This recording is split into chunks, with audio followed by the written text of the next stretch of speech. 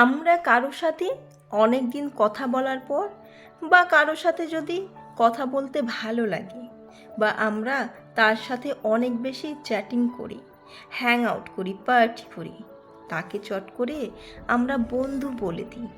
জানি না কেন মুখ দিয়ে চট করে বন্ধু শব্দ বেরিয়ে যায়, তাই না? কিন্তু মনে রাখতে হবে যে চট করে বন্ধু সবাই হয় না।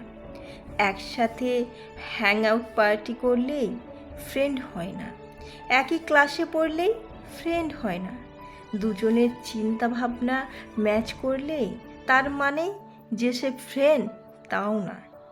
কিন্তু তুমি এই সম্পর্কগুলোকে আলাদা আলাদা নাম দিতে পারো।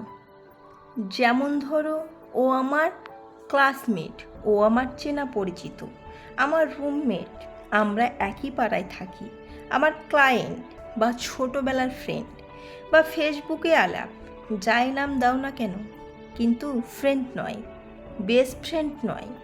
কারণ পরিচয় তো অনেকের সাথেই হয়, কিন্তু সবাই ফ্রেন্ড হয় না।